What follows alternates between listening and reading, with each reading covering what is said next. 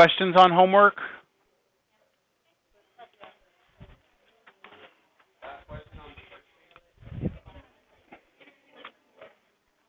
On the first page, from section 3.5.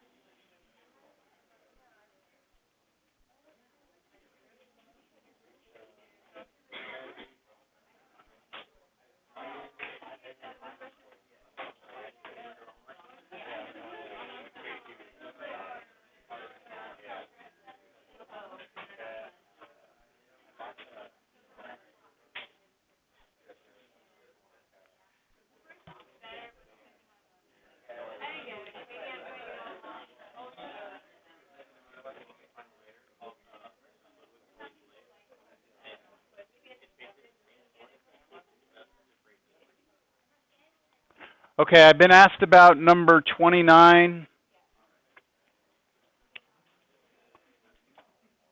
This is on page 184.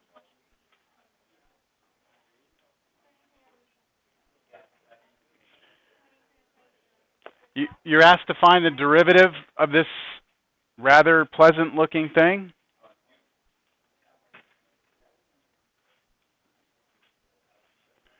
I forgot to bring my white table that my laptop goes on top of, so I'm going to sit at this table today. Wow, so you've got chain rule happening here because you have arc cosine of something. Inside you have a quotient of two functions. So this is a combination of a chain rule with quotient rule. So let's start with the outside function, which is the arc cosine. So your derivative is going to be the derivative of arc cosine of something. Remember, arc cosine is the same as cosine inverse, right? And what was the derivative of the inverse cosine? Negative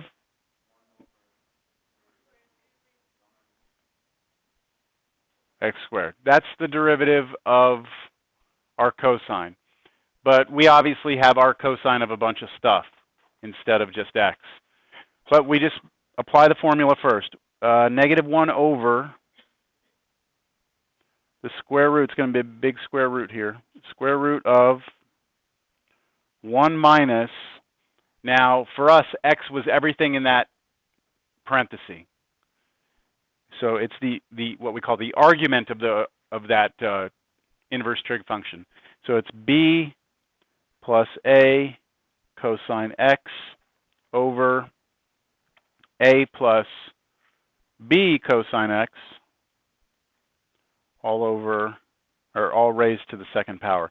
By the way, a and b here are implied to be constants, and they also give you that x has to be between 0 and pi, but that's just for domain restrictions. Your arc cosine is only defined certain places, so it's not going to be super relevant to us in terms of getting a derivative.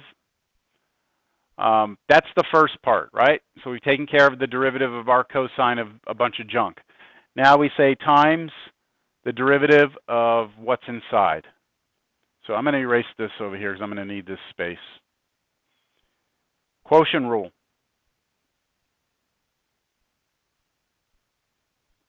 Well, I know it's all going to be over the bottom squared, right? I know that much from the quotient rule. And so the top left side of this is going to be the derivative of the top times the bottom. So let's talk about the derivative of the top. What's the derivative of a sum? Well, you just do the first one, right? Derivative of b, 0, plus derivative of a cosine x. A is a constant, so just bring it with you, right? Derivative of cosine of x is negative sine x. So that negative, I'll attach it to the a, negative a sine x. That's the derivative of the top. Times the bottom. A plus b cosine x minus, now the derivative of the bottom. Derivative of A,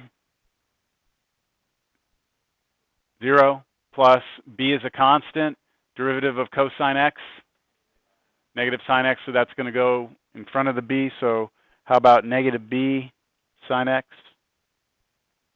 That's our derivative of the bottom, and then times the top. B plus A cosine x, like that. Now that's the raw derivative, and I could clean that up. I don't want to, but I will. This is all one term, so I could distribute it through here and here. This is all one term, so I could distribute it here and here. And I'm going to just hope for the best that something good happens. I'm not sure. I don't see a whole lot of cleaning up that's going to happen in here. You cannot just take the square root of 1 and then the square root of this squared because there's subtraction between them. So there's not a lot of hope that something's going to come out of that, but we'll see. Am I being tasked with trying to match the back of the book, or have I already done enough? Okay.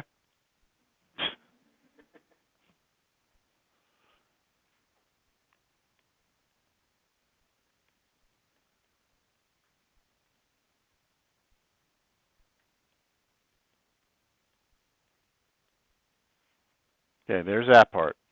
Okay, when I distribute this negative A sine x through here, I get negative A squared sine x.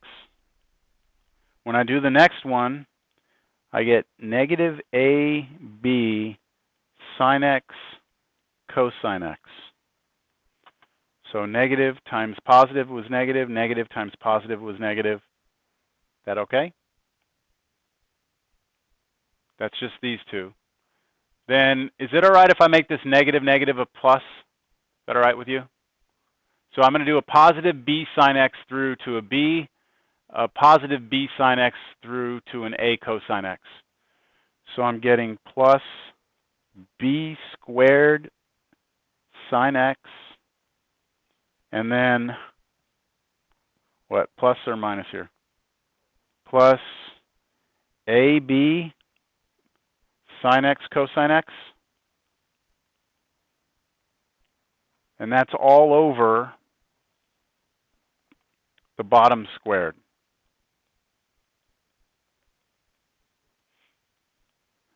Oh man, anything happen up there? I think these two cancel, right? Those two are exactly the same, just off by a sign. And then, yeah.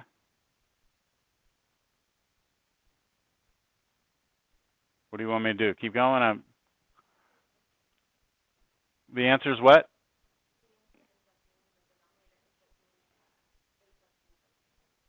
Just A plus B cosine x? Okay. All right, well. Yeah, this is like a difference of squares except for the sign, right? The sign would have to come out. But what I'm going to do, I'm going to take this negative 1, and I'm going to pass it through here and here, which will change the negative A squared to a positive A squared and change the positive B squared to a negative B squared. And that'll be the only thing left on top, right? So A squared sine x minus B squared sine x over the square root of, now pay attention to this, I'll go slower, okay, B plus A cosine x squared over A plus B cosine x squared. And then over here I had A plus B cosine x squared. Okay, so I took the stuff that was here, just slid it on top of the root here. I left this thing over here by itself on the bottom. And then this, notice I broke this fraction that's being squared into two pieces. Is that all right? So I'm thinking of what I want to do. I see a couple of options here. One thing I could do is try and get a common denominator here. Like try and create this denominator underneath the 1, which means I have to put it on top also.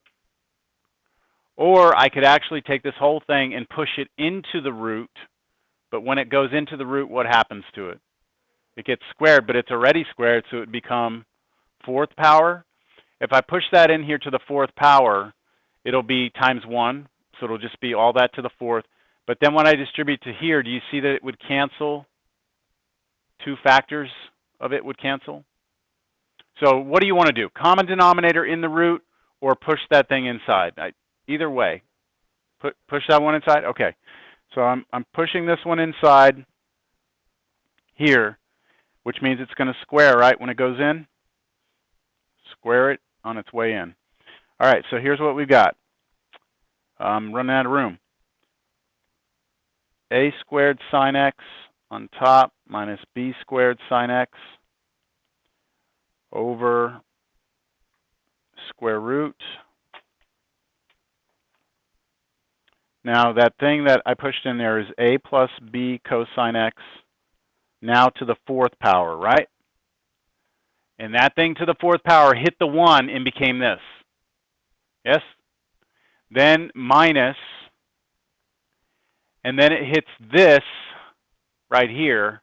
When it hits this, what do I still have? You have this still, right? B plus a cosine x squared, but what else do you have? A plus b cosine x squared on top next to it, because 2 of the factors cancel with the bottom 2 factors. So you'll have here a plus b cosine x. You said that would be squared. That's what's left after I canceled, and I still had b plus a cosine x squared. My goodness.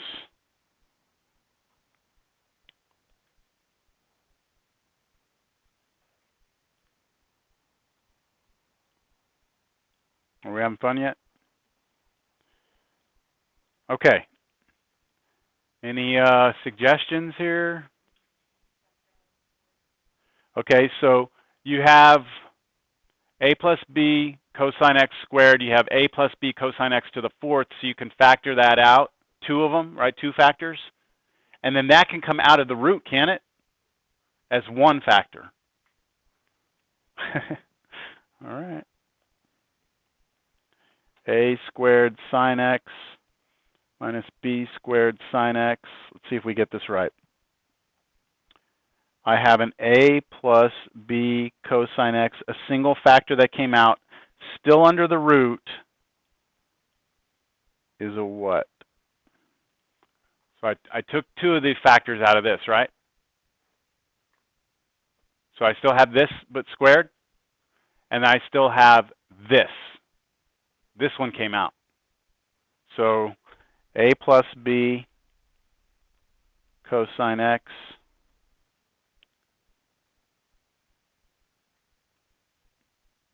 squared minus b plus a cosine x squared. Is that right?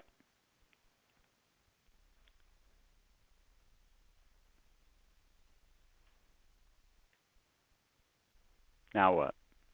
We're trying to match the back of the book, right? That's what we're going for here. At least that's what I've been told I need to go for. What number was this?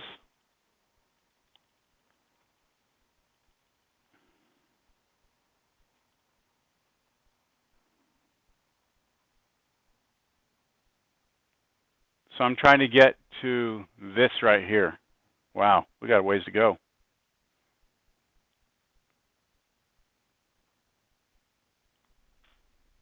Trying to get to this.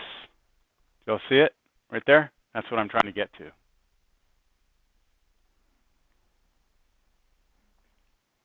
All right. Thanks, I appreciate it. Okay, a squared sine x minus b squared sine x over A plus B cosine x, that quantity squared, and then square root, here we go. I'm going to square this, and then I'm going to square this. All right, so what happens when you square this? You have to multiply times itself. So what I would get when I multiply that times itself was a squared plus 2ab cosine x plus b squared cosine squared x. Do I need to show that work? It's not squared. Thank you. Yeah, sorry, take that squared off of there. So this times itself, right? FOIL it and collect like terms, and you would get this. We're going to do the same thing for this one now, right? Same thing for this one, keeping in mind there's a minus there, which means that the minus will distribute to each of those terms.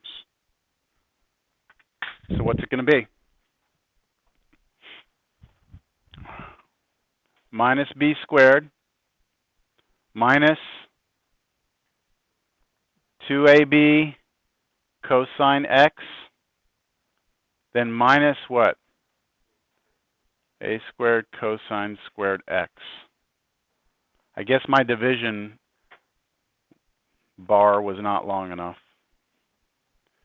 Now, as ugly as that was, it's really good what happens on the inside of that. Do you see it? This and this are gone, right? Y'all there? Okay. So what I have now, what a great problem. Sine x, I'm going to actually finally factor out that sine x up top. I've been just waiting to do that. On the bottom, I have the a plus b cosine x. And then I have the square root of, I have an a squared. I have a minus b squared. And what else do I still have down there? B squared cosine x minus a squared cosine x, cosine squared x. So could I write this? Tell me if you agree with this. Minus cosine squared x a squared minus b squared. What the heck did I do there? I took this and I took this, and I factored out a negative cosine squared x out of each one. When I factor a negative cosine squared x out of this, it leaves me with an a squared minus a squared. When I factor a negative cosine squared x out of this, I'm left with a negative b squared. Why did I do that? Because I wanted the a squared minus b squared to match, right? I wanted this one to match these two. What a great problem. Now, look at this. A squared minus b squared appears in both terms. So I can factor out an a squared minus b squared, can I? And when I factor it out, let me see what I get. This is real algebra here. This is when we talk about algebra, this is real algebra, all right? You're really having to manipulate this thing. So I factored out what? A squared minus b squared. What will be left when I factor that out of this right here? A 1. So I put a 1 here. Minus what? What's left here? Cosine squared x. Aha! And what's 1 minus cosine squared x?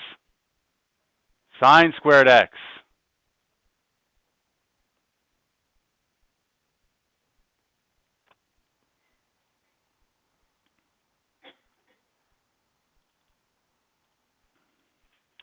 So this is really sine squared x, but it's underneath the square root, right? And it's multiplied, so I can actually take it out of this as a what? Sine x. Okay. So when that comes out,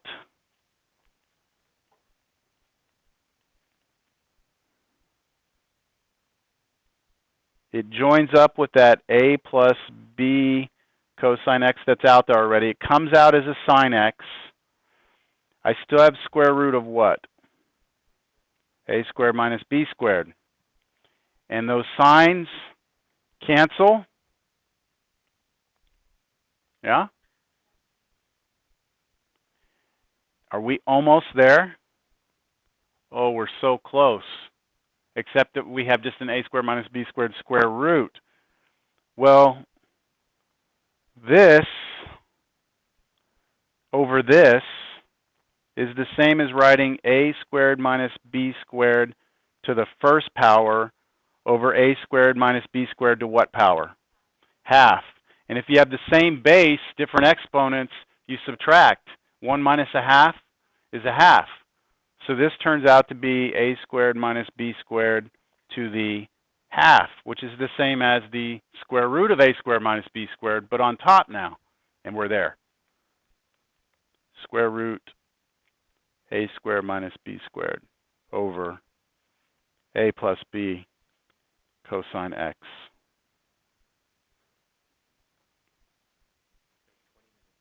Was that 20 minutes? Okay. Any other questions on homework? Which other one?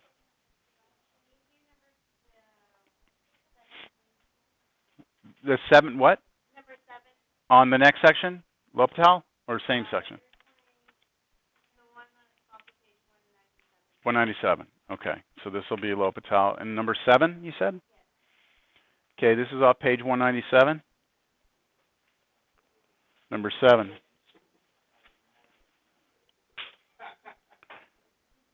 Limit theta approaches pi over 2. 1 minus sine theta over 1 plus cosine of 2 theta.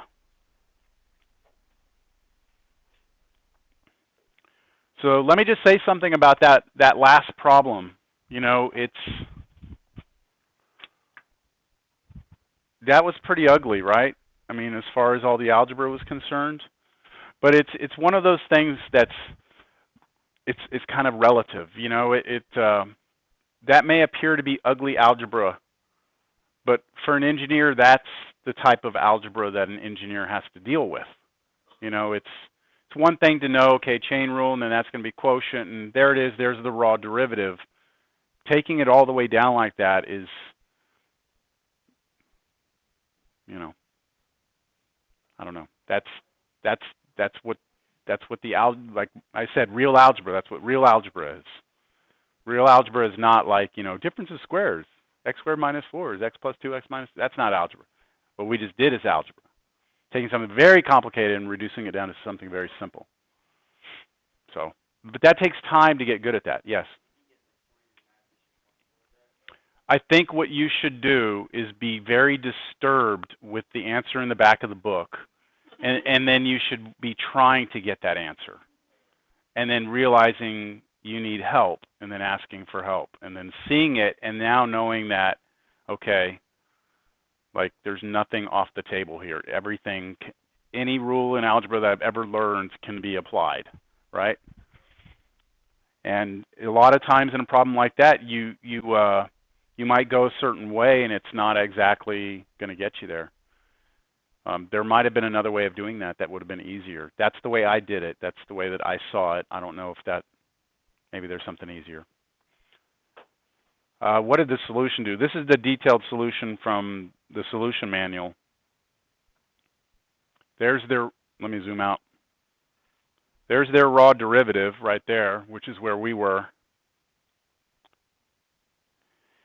They multiplied everything out, and they got to this step. Looks like they got a common denominator. We didn't do that, did we? We didn't do that because you told me you wanted me to push that other thing inside. So maybe, and so it wasn't wrong. We got to it, right? I mean, we got there. But it might have been easier to get a common denominator. May have been. Who knows? Yeah, because what will happen is when you get a common denominator here, this denominator will be squared, so you can take it out. It'll be 1 over that denominator, and that will cancel with one factor here, and that's why they get this. Okay, but back to this one. All right, so limit theta goes to pi over 2 of this. So first thing, we check to see what kind of form we have. So you have to know what sine of pi over 2 is. Sine of pi over 2 is 1. 1 minus 1 is 0. Now carefully plug in pi over 2 right here. What's 2 times pi over 2? Pi cosine of pi, negative 1. 1 minus 1 is 0. So you do get an indeterminate form. I put the forms on the board here. Whenever we see 0 over 0 now, we're thinking L'Hopital. So we can bring in L'Hopital. Here it comes. L'Hopital allows me to take the derivative of top and bottom separately. So what's the derivative of the top? The 1 is 0, right? Negative sign. Derivative is negative cosine of theta. Well, derivative sign is cosine, but there was a negative out front. All right, bottom, derivative of 1 is 0. Derivative of cosine 2 theta. Negative sine 2 theta, then chain rule. Take the derivative of what's inside. What is the derivative of what's inside? 2, so that's why I put that 2 out here.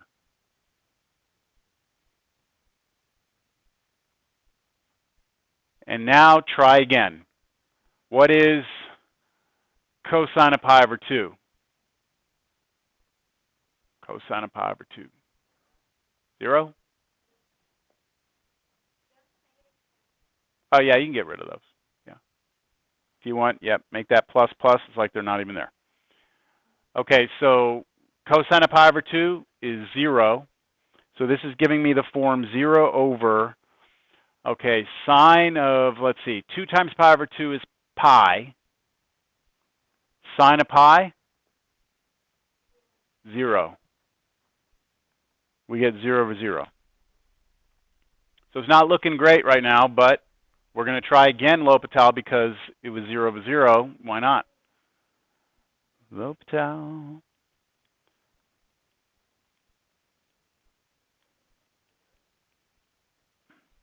Derivative of the top. Negative sine theta over derivative of the bottom. What's derivative of the bottom? 4 cosine 2 theta. Right? Derivative of sine 2 theta is cosine 2 theta times 2, but we already had a 2 out there. Everyone understand where that 2 is coming from? Chain rule, going inside? Yes? All right, try it again. What's sine of pi over 2?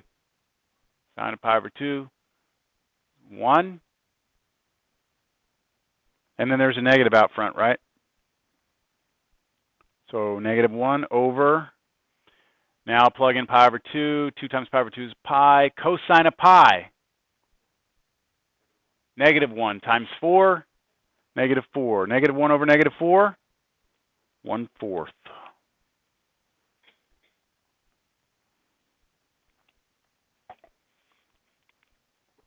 So we applied L'Hopital's rule twice in order to get this one to work. Questions? Yes. Which one? Right here? Okay, derivative of cosine 2 theta is like cosine of junk. Derivative cosine of junk is negative sine junk, but then you have to take derivative of the junk. What's the derivative of 2 theta? 2. That's like derivative of 2x is 2. So you're going to have a 2 popping out every single time you take a derivative of that, which is why on the next step I had a 4, because the derivative of the 2 in here popped another 2 out there. Any other questions?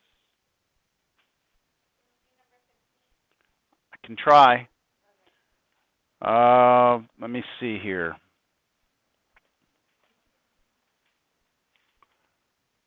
Limit x goes to 0.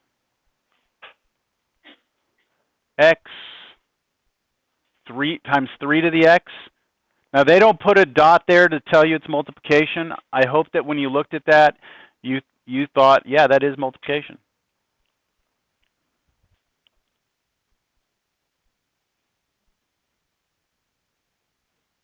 All right, let's talk about what's happening here.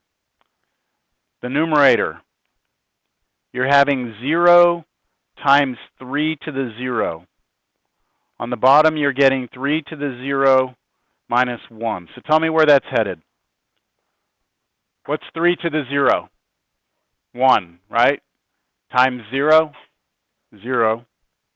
Okay, and then you just said 3 to the 0 was 1, so this is like 1 minus 1, which is going to be 0. So you're getting 0 to 0. That makes it a candidate for L'Hopital. And so you're going to have to do derivative of top and bottom separately. What about the top? Product rule. You have a product between those. So you have to do derivative of the first times the second plus derivative of second times the first. So derivative of the first one is 1 times the second plus, what's the derivative of 3 to the x? 3 to the x, ln of 3, then times, finish off your product rule, 1, which was the derivative, what was up there, and then times x. All over the derivative of 3 to the x. Well, we did that just a second ago. 3 to the x natural log 3. And then the minus 1, that derivative, that's gone. Where? You mean the 1 from the derivative what was up here?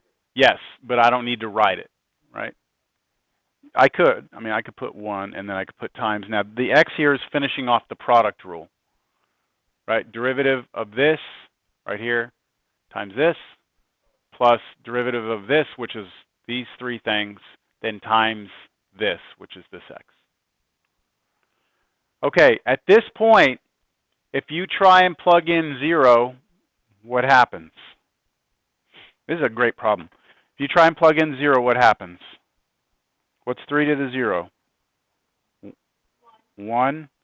3 to the 0. 1, natural log of 3.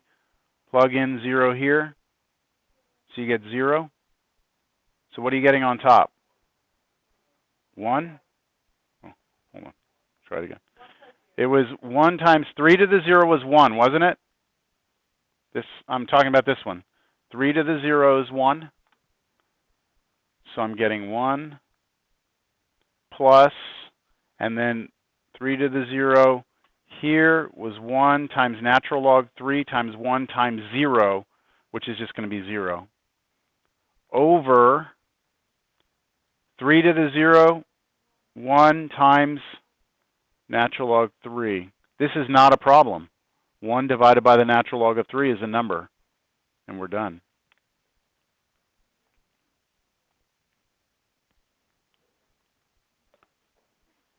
I don't know if anyone saw this, but anybody recognize that there are 2 terms in the numerator, 1 term in the denominator, and so all 3 of the terms in the entire expression have a 3 to the x in them. So you could have canceled 3 to the x, 3 to the x, 3 to the x. Algebraically, you could have done that. And then you just would have been left with 1 plus natural log 3 times x all over natural log 3. And now if you let x go to 0, this one dies, goes away, and you're left with 1 over natural log 3. Same answer.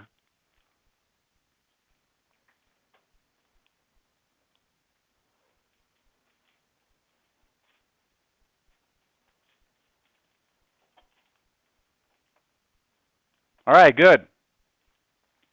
So let's get into today's material. I have good news, I have bad news. So what do you want? Bad news? Oh, actually, I have 2 bits of good news. Okay. So let me tell you the first bit of good news. I've been thinking a lot. I was actually in my backyard this morning doing something. at about 7:30, and I had the radio on. I'm installing a fan in a gazebo. Okay, so I was running wires and stuff, and anyways, I had the radio on, and it was some station that was on. My 18-year-old niece is living with us, and she had the radio station on. So it's one of these. I don't know how to say this, like 96.1 or 98.5 or one of those, right? And they were having people call in with issues they're having with school. I don't know why. And lo and behold, this girl calls in and says that she can't focus on tests. Like that was like her thing. Anyway, so I mean, I thought it was relevant. I was like, wow, I mean, that's all I've been talking about with students the last week. You know, like I knew it. I couldn't focus on the test. You know, so it's not just here. It's like everywhere apparently. So anyways, been giving a lot of thought about it, and I know there are a lot of people that after that second test are really in a deep, deep hole. So here's what I'm going to offer. For the people who are in a deep hole, and this offer goes to everybody. It's not just the people who are in bad shape with the grades. If you keep a binder or a folder or something like that from this point on, and you put all of your homework assignments along with all of your notes that you take in class, you attend class every day for the rest of the semester, unless you have some sort of medical excuse or reason, like a real legitimate excuse. If you do all that, then I will entertain the idea of you retaking a test. All right, being able to replace the lowest grade with a retake test, not final replaces lowest grade. You actually have to retake the test. It'll be a new version of the test that you want to replace. It will have to be done on my time, which means you'll have to somehow work it into my schedule that you'll show up, or I'll put you in the testing center. And it'll have to be done the week before finals. Okay? So that's the deal. If you're up for it, then you understand what you need to do? Yes? When I assign you homework? Like from now on. Yeah, I don't necessarily need you to go back and try and redo stuff you didn't do. That kind of defeats the purpose. But, what's that?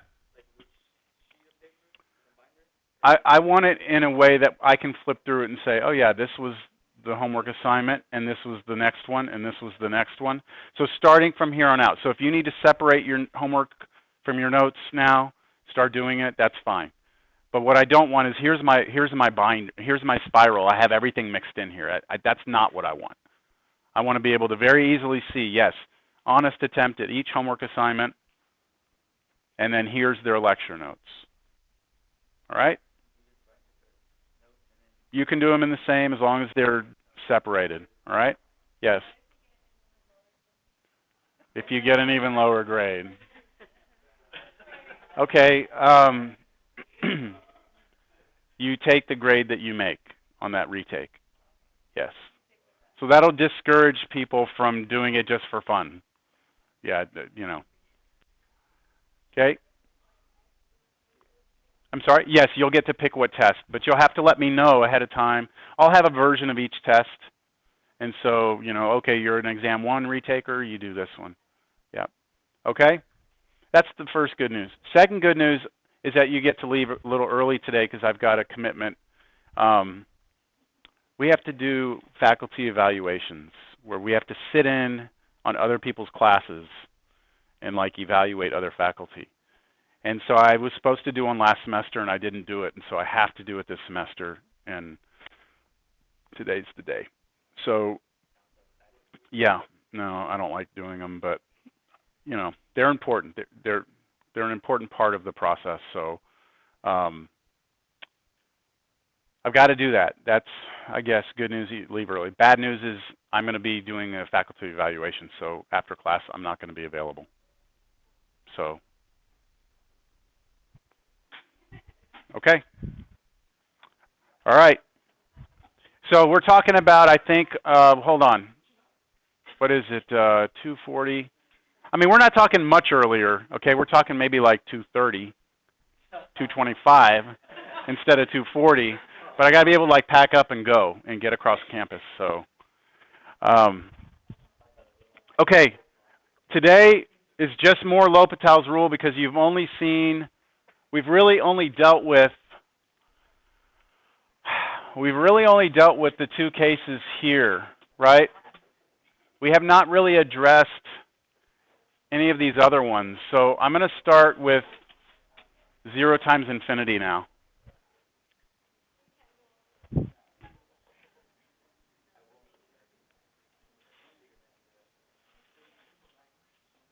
Yeah, that's a good one.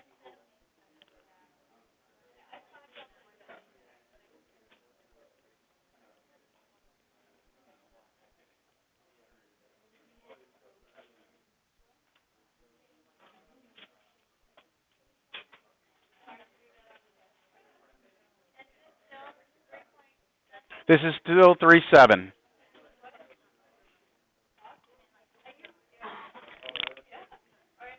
Okay, so this form, the form that we're about to do, like when it's 0 over 0 and infinity over infinity, I mean, you just go right to L'Hopital's rule. You just do top and bottom, you take derivatives, and then you hope for the best. This one is not infinity over infinity or 0 over 0, so we have to do something first. And what we do in this is actually going to be required also when we do these forms, 1 to the infinity, 0 to the 0, we're going to need this also. So, I mean, there's a lot going on with this, and it's important not only now, but in the next examples also. So let's first identify the form of what we have here. This is headed towards, well, where's x going?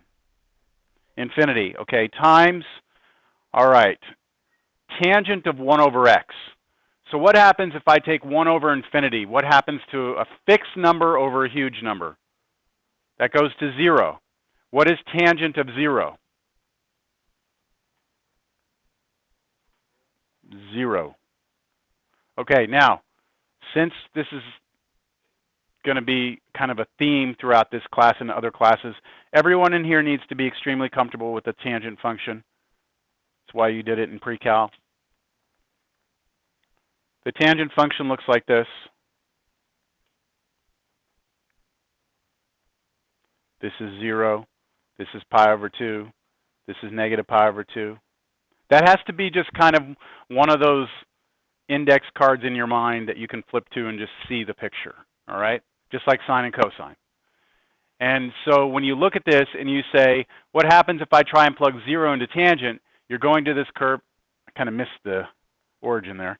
You're going to this curve and you're looking at the origin and you're saying, what's the value of the function there? It's 0, right? So that's where I'm getting this 0 from. So we do have an indeterminate form because you have something that's trying to get very big times something that's trying to get very small. And so who wins? Or sometimes they don't win. Sometimes they compromise. They meet in the middle. Something, I mean, it just depends. Every problem is different. So how are we going to approach this? L'Hopital only allows us to work with 0 over 0 infinity over infinity. That's all. So what we do is we get tricky here and we rewrite the problem. And what we're going to do is we're going to choose one of these. Look at this as being two factors. We have x, right, and then we have the tangent part. We pick one of those and we drop it to the denominator and we leave the other one upstairs. Now, I can do it one of two ways. I can either do this. Now watch me drop the x down. I obviously can't just put x down there because x on the bottom is not the same as x on the top. But what I can put on the bottom is 1 over x. Do you agree that 1 over x in the denominator is the same as having an x on top? Yes? I could do that, or the other option I could have used was to leave the x on top and drop the tangent down, but then it would have to be 1 over tangent of 1 over x. Do you see the two options I had? Yes? No? Yeah? Where's my stick? Yes, you could have, but then it wouldn't, well, even though technically it would be this, it wouldn't look like this, right? Because the x and negative 1 would be on You're saying down here, write x to the negative 1? Yes. Yes. Now, let's check to see what happens with both of these. Let's let x go to infinity. Tangent of 1 over x, we already know what that goes to, right? What did this go to? We said it right here. It was 0, right? Now look at the bottom, though. 1 over x, what does that go to? 0. Yes? So we have 0 over 0 now, don't we? And that we can use L'Hopital's rule on. Now, this one also, x goes to infinity. X up top goes to infinity, right? On the bottom, 1 over infinity goes to 0. Tangent of 0 we said was 0. What's 1 over 0 going to go to? So fixed number, bottom goes to 0. The thing gets huge, doesn't it? So this becomes infinite. So you have infinity over infinity. So either way, you have 0 over 0 or infinity over infinity. And that's the standard trick, is that you have to pop one down to the bottom. But one of these is better than the other. Which one's better? First one, why? Do you know what the derivative of tangent of something is? Sure. Secant squared of that, then times the derivative of what's inside. Do you know the derivative of 1 over x? Yes, because that's x to the negative 1. So we can do that. Those are pretty clean derivatives. Okay, over here, do you know the derivative of x? Sure. Do you know the derivative of 1 over tangent of 1 over x? That's going to require either like a quotient rule, or you're going to have to rewrite it as cotangent, right? And then take the derivative. But what it is not is you do not do derivative of top and bottom separately, because you're trying to take derivative of the whole bottom, and that's going to require some manipulation. So the second option is something I don't want to mess with. Okay? Understand difference? So I'm throwing that one out. Okay, so now this one right here, L'Hopital.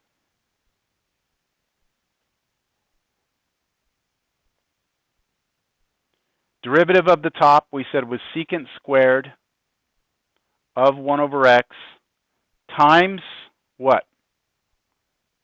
The derivative of 1 over x. Everybody should be able to do derivative of 1 over x in their head by now. Negative 1 over x squared, right? All over. Now the bottom, what's derivative of 1 over x? Hey, we just did that. Negative 1 over x squared again, right? What happens? Those cancel.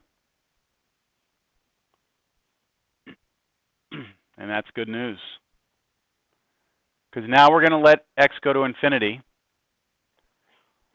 1 over infinity is going to go to 0. What is secant of 0? Secant of 0 is the same as 1 over cosine of 0. So that's just 1 over 1, which is just 1. So secant of 0 is 1, and then square it, and you get 1. So the answer is 1. I'll show you what just happened there.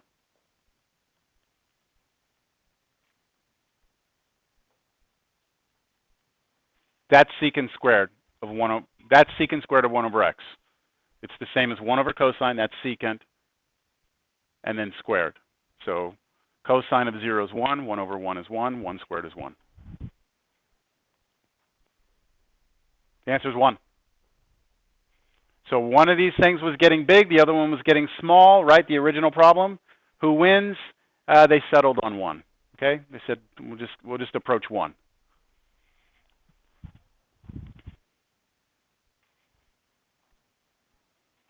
All right, let's do another one.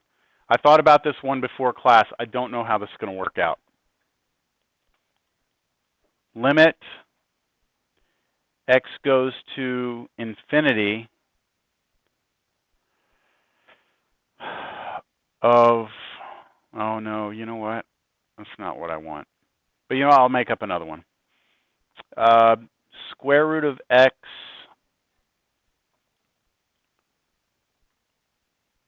times e to the 1 over x.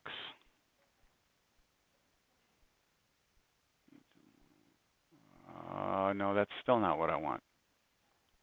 Well, let's just do that one. That's what I wrote down, so let's just do it.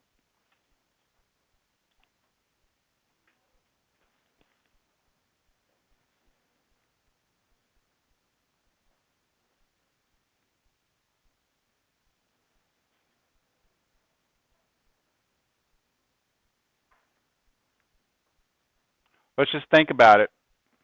Where does the first part go? Where does this go? Infinity. Times, okay, what's 1 over infinity going towards? 0. So e to the 0 is 1. Infinity times 1 is infinity. It's not an indeterminate form because one number is getting big, the other one's getting close to 1. 1 times anything should be itself. So it's like one of them is saying, I want to get big. The other one's saying, I'm going to help you become big. I'm going to let you be whatever you want to be, right? That's what 1 does. So the answer is infinity here. And we're done. No L'Hopital rule. Let me make a slight adjustment to the problem now. Let's let x go to 0 this time. And I'm going to approach 0 from the right because I can't approach 0 from the left with the square root there. Let's see if we get a problem here or not. So what's the form we have? Square root of something that's getting close to 0 should be 0. Okay, e to the, what's 1 over 0 going to approach? 1 over 0? Infinity. Positive or negative infinity? Positive y. It is, but big negative or big positive? This is a subtlety. I put something in the problem to force it to happen. It's coming from the right side, which means that we're approaching 0 here with little tiny positive numbers, which means that this ratio is getting really, really big, but positive. So we have 0 times e to the infinity. What's e to the infinity?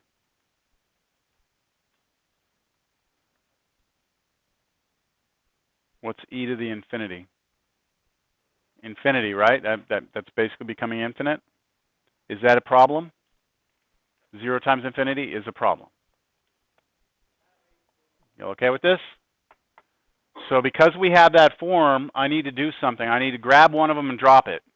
So which one do you want to grab? You want to try the square root?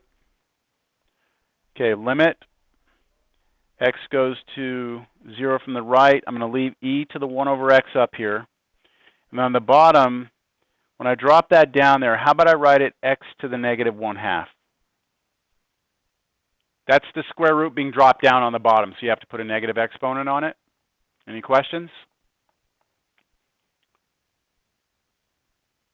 Now, I promise you that if you ever have 0 times infinity and you do this correctly, this will always be either 0 over 0 or infinity over infinity. Like, you don't have to check it. It's going to be right as long as you didn't mess up this. Like, if you put x to the 1/2, it's wrong to begin with because you didn't do it right algebraically. But that should give us infinity over infinity. So I'm going to apply L'Hopital's rule. Here comes L'Hopital. Limit. X goes to 0 from the right. What is the derivative of e to something? It's self, right? Times the derivative of what's up there. What's derivative of 1 over x? Hey, we've done this a few times. Negative 1 over x squared. What is the derivative of x to the negative 1/2 on the bottom? Negative 1/2, x to the negative 3/2.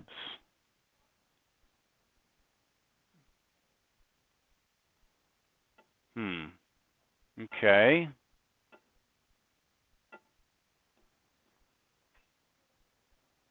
What now? It kind of looks like a little bit of a mess, doesn't it? So let me just rewrite this. X is going to go to 0 from the right. On the top, I have e to the 1 over x times trying to think of how I want to write this. How about I write the top as x to the negative 2 and write the bottom as 1/2 x to the negative 3 halves. And what I did is I took the negative here and the negative here, and I made that a positive. Y'all see that? Here and here, negative, negative is positive. The only reason I did this is because I'm trying to figure out what this is. In the last problem, they were exactly the same and they canceled, didn't they? It was negative 1 over x squared on the top, negative 1 over x squared, and we canceled them. Here, it's not a pure cancellation here, but that will clean up, I believe. What does it become? So what is x to the negative 2 over x to the negative 3 halves? Isn't that the same as x to the negative 2 minus negative 3 halves, so plus 3 halves, which is x to the negative 1/2.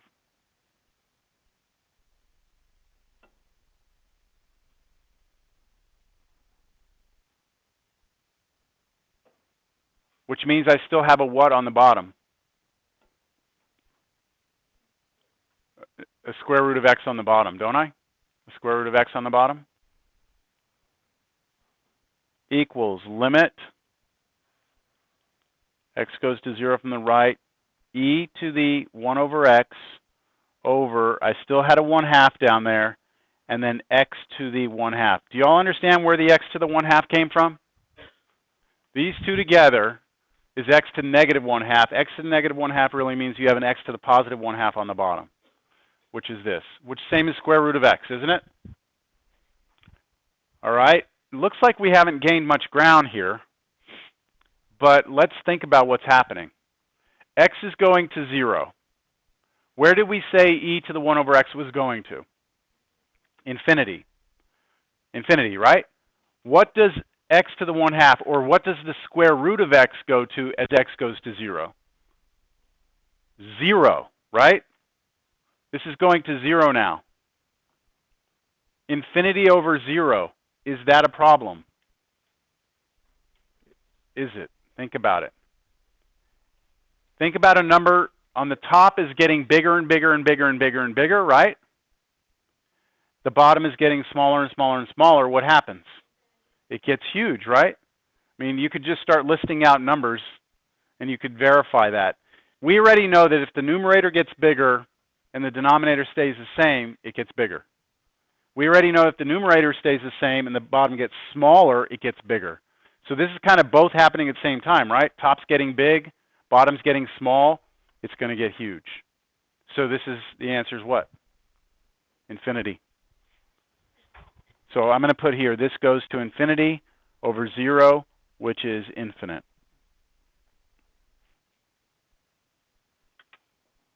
Do y'all have questions? There's the sun they said was going to come out today. Oh, never mind. Yes.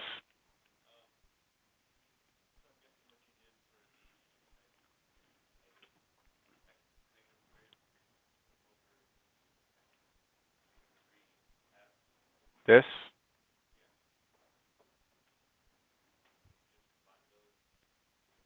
It's right there. Yeah. Subtracting exponents. If you have x to the n over x to the m, it's x to the n minus m. You subtract them. That's why I have, notice I have right here, negative 2, and then I subtract negative 3 halves, which is the same as adding 3 halves. Negative 2 plus 3 halves is negative 1/2.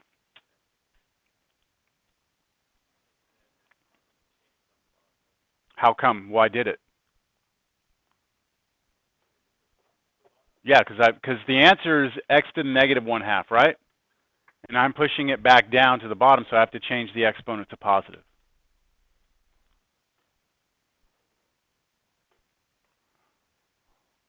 Okay. How about this?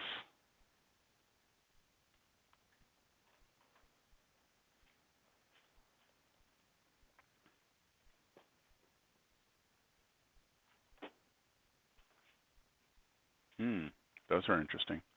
Limit X goes to 0, cosecant x minus cotangent x. X goes to 0. So let's talk about the form first.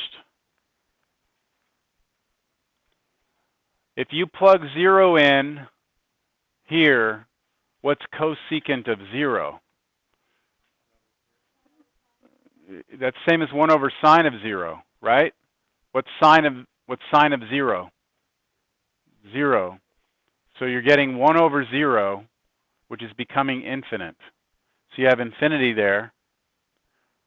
What is cotangent of 0?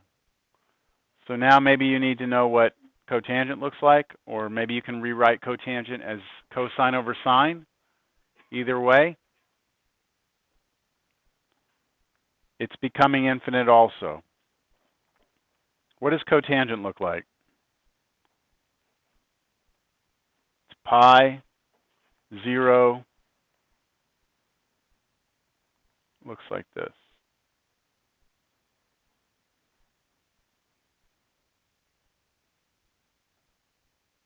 That's what cotangent looks like. So as you're approaching 0, it's becoming infinite. And you know what? We should probably approach from the right side just to be clear. So we have infinity minus infinity, right? That's one we haven't done. Do you remember how we did infinity minus infinity whenever we didn't have L'Hopital's rule? You try and turn it into a product. You try and factor. So I'm not sure that's going to help us here. What I think will help us is probably just converting everything in terms of sine and cosine.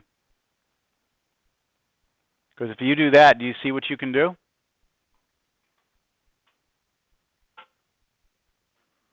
One over sine is cosecant. Cosine over sine is cotangent. They have the same denominator. So push them together.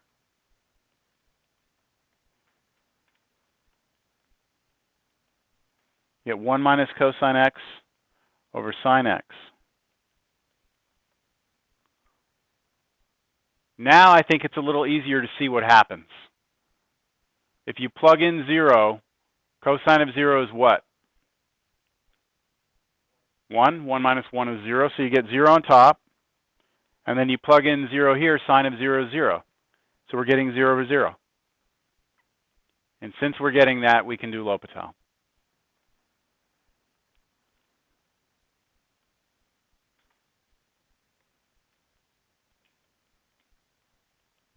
Derivative of the top, sine x. Derivative of the bottom, cosine x. Let x go to 0.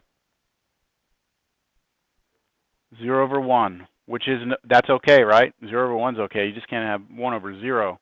That'd be infinite. So the answer is 0. Questions on that one?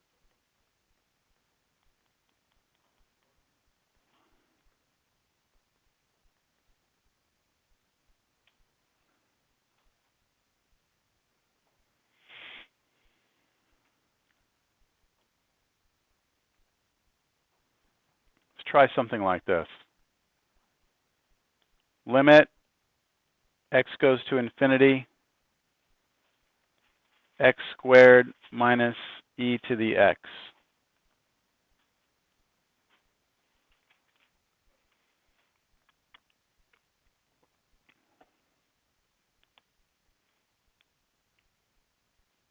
What form is this?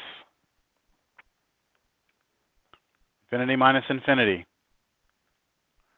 Now, in the last problem, we had this also, but we were luckily able to push them together because it was sine on both of them, right, on the bottom. Here, not so much.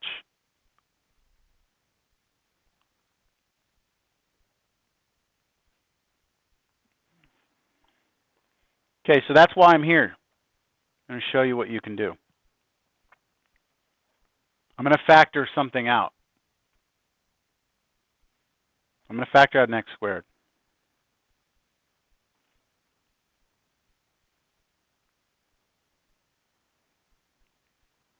Oh, that's not right.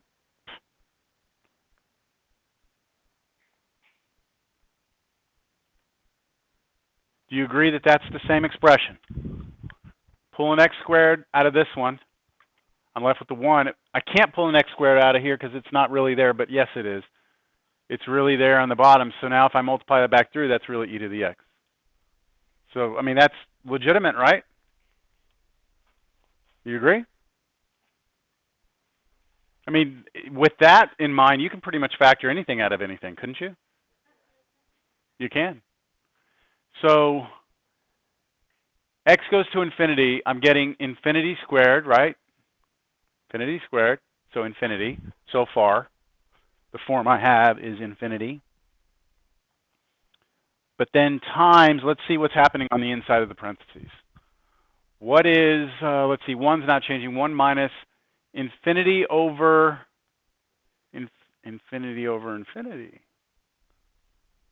which is one of the good things, right?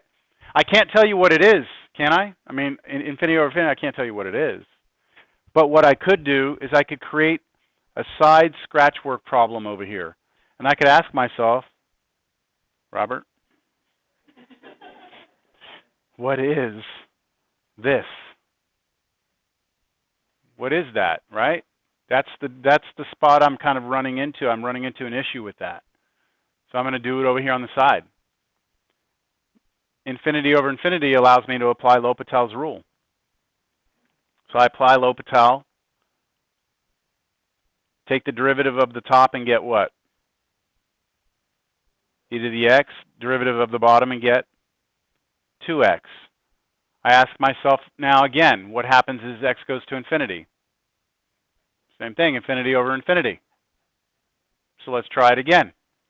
I'm recognizing, though, every time I do L'Hopital's rule, the power of the denominator keeps coming down, right? Because it's a polynomial function. So the numerator is going to be e to the x. Denominator now is what? 2. Now what's that going to? Infinity over 2. What's infinity over 2? Infinity. So my conclusion is that the part in the yellow is becoming infinite. So let me come back up here and fill in this part right here. I was saying infinity times, then in parentheses, 1 minus, and what did we just say this yellow thing turned out to be? Infinity. What's 1 minus infinity? Negative infinity. So I have infinity times negative infinity. Right? That's what this is. Infinity times, this is 1 minus infinity, which is negative infinity. Infinity times negative infinity is negative infinity. See, negative infinity times infinity is not a problem. When you subtract, yes, that's a problem. But multiplication, you have a big positive number, a big negative number. Multiply them, you get a big negative number. So your answer is negative infinity. Questions? Factoring out something that's not there.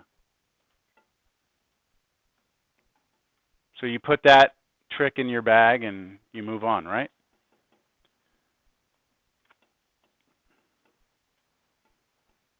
Limit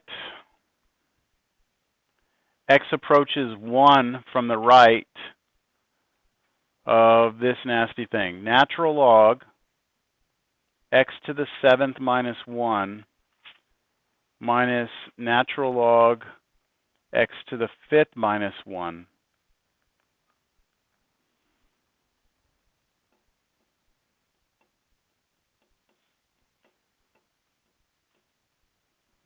So what form do we have here?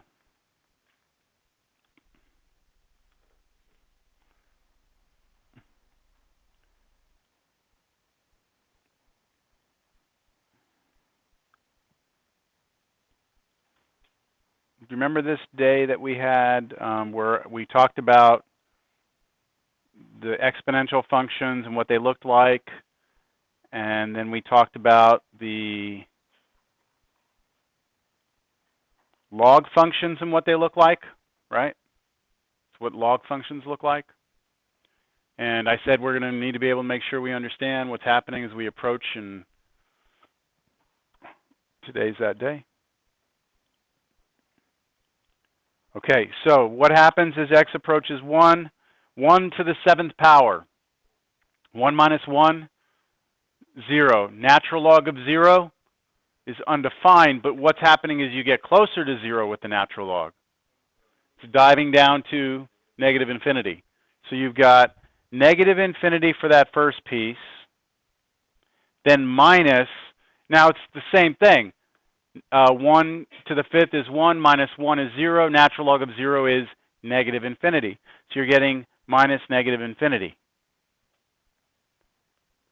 What's negative infinity minus negative infinity? That's negative infinity plus infinity, isn't it? Which is a bad thing, right?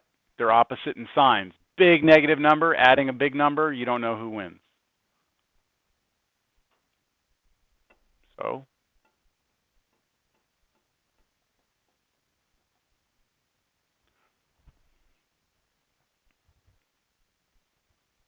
I've seen students on exams, when I give a problem like this, they try and factor something out of both of these. Like they try and factor out something out of the logs. You can't do that because it's not multiplication, so you can't factor something out of a log. You can 1/2 power out front. I'm not sure what you mean. Yes, that's the way we want to go. 2 logs being subtracted, right, is the same as 1 log with division. This is a property of logs, which, again, I could refer back to that day where we talked about, oh, there's the natural log. That's a log function as you approach 0, it goes to negative infinity. And then we talked about properties of logs, and we had this one right here, that if you had 2 logs being subtracted, it's 1 log with division. That's what I'm about to use.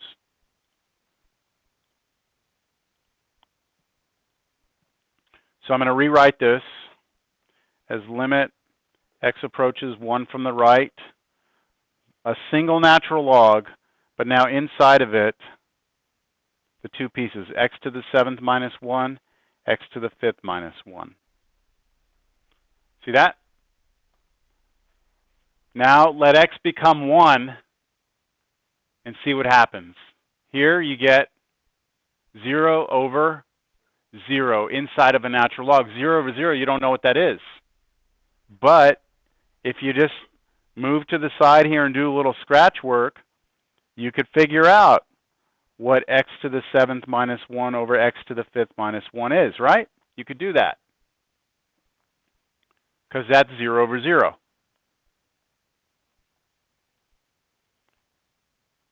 What's going to happen? I'm going to do L'Hopital one time, right? It's going to become 7x to the 6th over, so L'Hopital, sorry, there's L'Hopital in there, equals 7x to the 6th over 5x to the 4th. Now, you do not necessarily need to do anything else other than just plug 1 in, right? I mean, you're there. The answer is what? 7/5. 1 goes in, you get 7 over 5. So what I can say is that this piece in here approaches 7/5, right? That piece in there approaches 7/5. And what's still outside here? Natural log. That's your answer. The natural log of 7/5. So this little scratch work thing that I did on the side is pretty common. You cannot put the natural log in here too, because then it doesn't look like that. You don't have 0 over 0 infinity over infinity. You have natural log of that, but what the great thing about the limit is that if you have a limit, you can go inside the function and do the work in there, and the answer will be the same.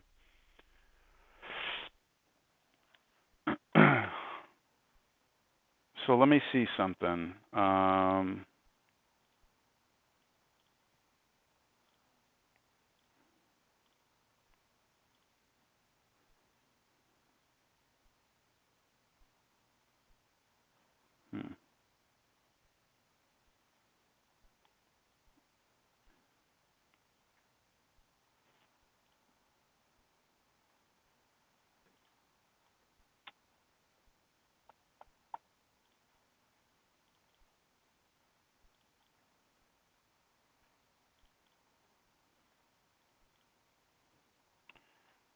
Let me show you my Cal 2 exam 2 that I just gave. This problem right here. All right, so that's not going to make a whole lot of sense to you right now. Let's see, is this the one? Oh, you know what? Hold on, it may not be that one. Yeah, it's that one. Anyways, I thought I had the solutions. I was going to show you the solutions to this. In this problem, somewhere about 3/4 of the way through the problem, you get a form that looks like this. Where are we? You get something that looks like this. New page, new page. You get limit t approaches 0 from the right of t squared natural log t. So in order for a student in Cal 2 to solve that problem, they had to be able to figure this out. And the problems were 10 points, and if they couldn't do this, it was -3 or 4, depending on if they tried. So I guess the point is that in a Cal 2 class, this is just a smaller step of a bigger problem, right? So let's see if we can handle this. T goes to 0. So you got 0 times what? 0 times, what's natural log of 0? Where's it headed? -infinity. Is that an indeterminate form? That's multiplication, right? Yes. This doesn't matter if it's positive or negative, okay? Multiplication doesn't matter. So that is an indeterminate form, yes? So what do we do? If I said if you have 0 times infinity, the trick is to grab one and drop it, right? Grab one and drop it. Which one do you want to grab and drop? T squared, okay? But when it goes downstairs, it can become t to the -2. All right. So let's go ahead and drop that one down. Kind of like this walking around a little more. Natural log t over t to the -2.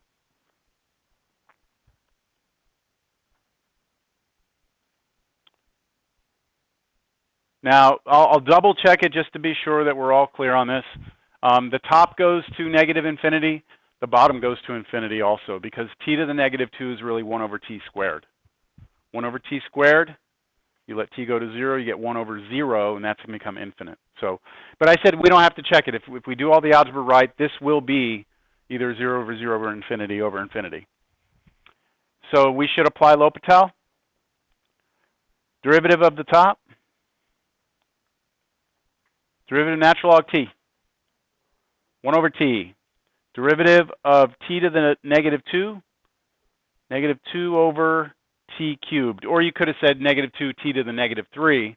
But I'm dropping the t cubed down because I'm about to do a flipping and bring that t cubed up.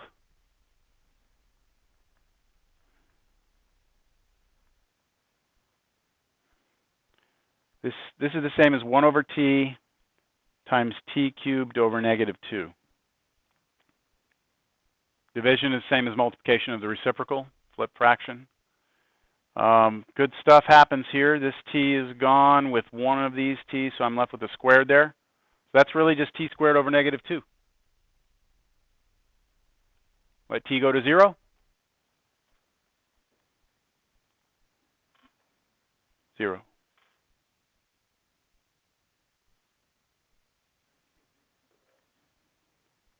I'm taking derivative of this, which is negative 2t to the negative 3. Then I drop t to the negative 3 down as negative 2 over t cubed.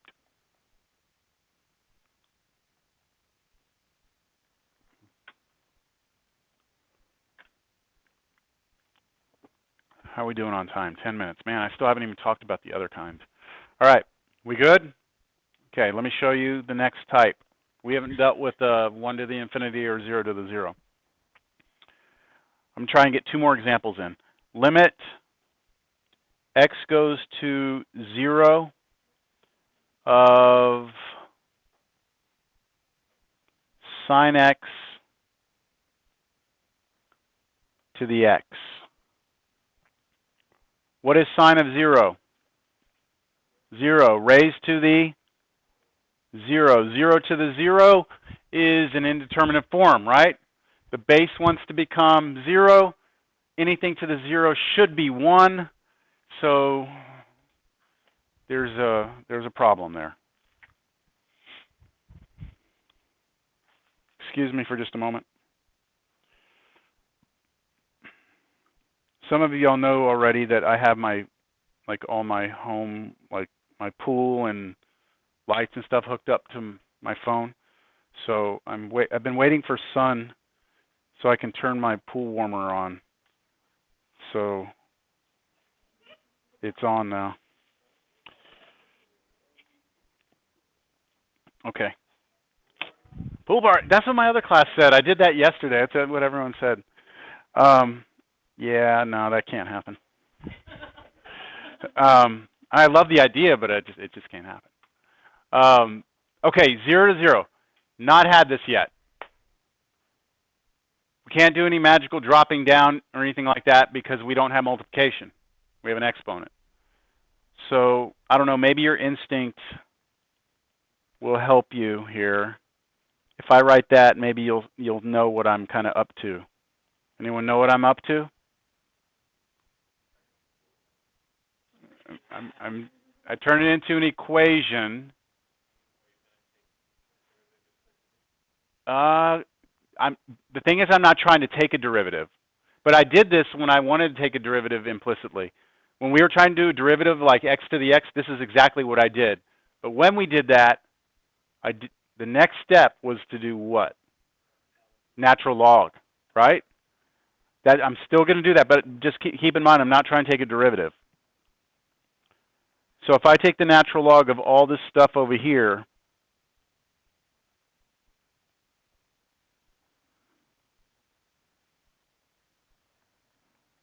right? I just took natural log on both sides. Do you remember a minute ago where we were doing the scratch work?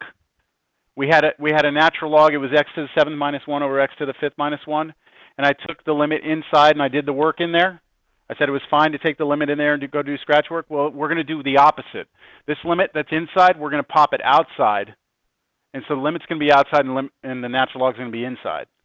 And that's a great property of the limit. It passes through functions like that. If that property wasn't right or good, then we couldn't do what I'm about to do. So natural log y equals limit x goes to infinity, x goes to 0 of natural log of sine of x to the x. Now I can bring the x down, right? That's the whole reason I did this. It's the property of logs that now allows me to take this x and drop it where? In front of the log, right there. And what I've just done is going to be great. In terms of, great, not like, well, never mind, I'll shut up. In terms of me just wanting to get through this problem, it's good. Okay, so I've popped that x out, and now take a look at this limit right here. What do you have? X goes to 0, so that's 0, right? Sine of 0 is 0. Natural log of 0 goes to negative infinity. Now I've created 0 times infinity. Haven't I? I've created 0 times infinity from, what did we have, 0 to the 0? I've turned it into 0 to the infinity. And then how do we handle 0 to the infinity, or sorry, 0 to the infinity? I've turned 0 to the 0 into 0 times infinity.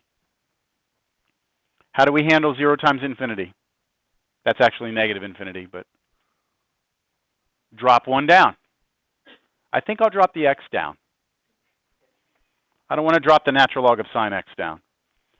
So this becomes natural log y equals limit x goes to 0, natural log sine x over 1 over x. Come on, let's hurry. Are we okay with that? Natural log y equals by L'Hopital's rule. Notice I'm putting the L'Hopital here in between the equation. Also keep in mind I've been bringing the equation down the whole time, left and right side together. Limit x goes to 0. What is the derivative natural log of sine x? 1 over sine x times cosine x, which is cosine x over sine x, which is cotangent x. And the derivative of the bottom, negative 1 over x squared.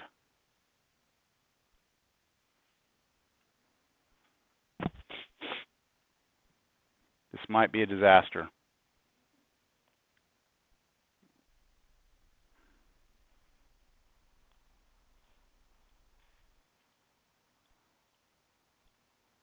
Okay.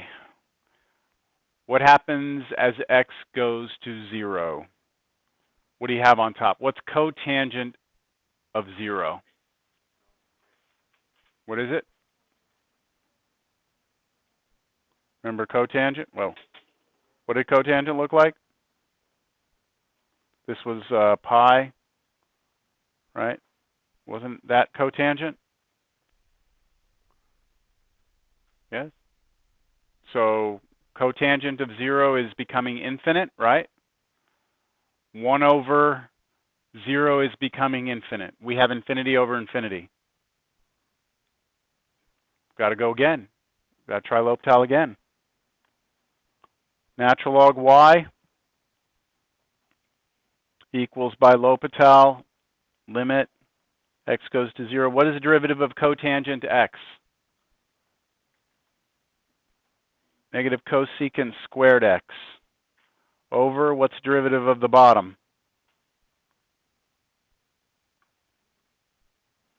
Negative 2 over x cubed.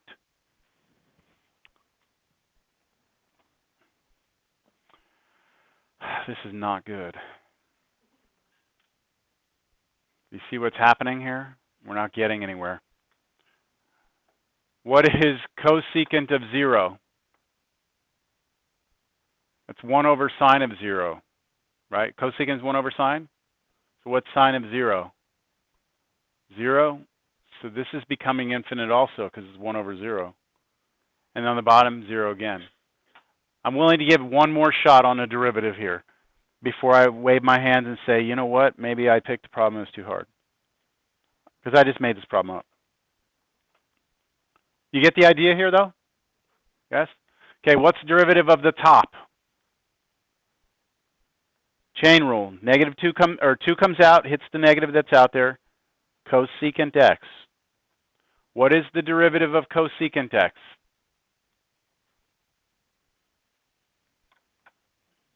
Negative cosecant x, cotangent x.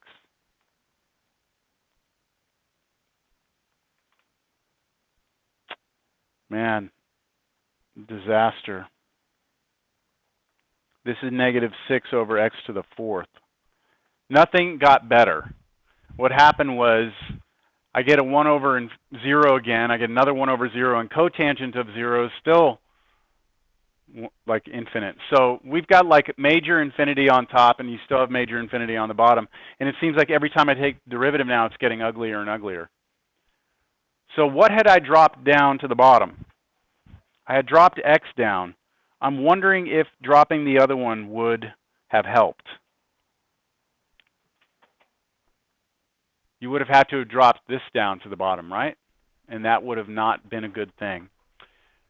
Okay, so what we're going to have to do, because time, is I'm going to have to leave this as an open question and give you We'll come back and work on that after Easter. I assigned up through 20, what did I go to? 21? So you should be able now to handle 23 through 31. I will offer as a bonus number 34, which is done in a manner similar to what I just did, except that it's going to come out to an answer, all right? But pay attention to something here, okay? Because the bonus will be completely wrong if you don't get this one thing. What if my answer here at the end, this limit, would have been the number 2? Would that have been my answer? Would that have been the answer? No, because what I would have is natural log of y equals 2, right? And what we wanted in the very beginning was I wanted to know what y was, right? I called the limit up there, I called it y, and then I took the natural log so I could pull the power out. So if your final answer you get natural log of y is 2, how are you going to figure out what y is? Do e both sides, like e to the natural log of y, e to second? E to the natural log of y is y, e to the second power is e squared, so your answer would have been e squared. So for anyone who wants to have that bonus, try the bonus. You can turn it in at the beginning of class next time. What was it, the 21 through? Yeah, you should do the odds there. I did a couple of the evens, but of course, like I've said, do the odds after you've done that. Try the evens also. Okay, everyone, have a great weekend.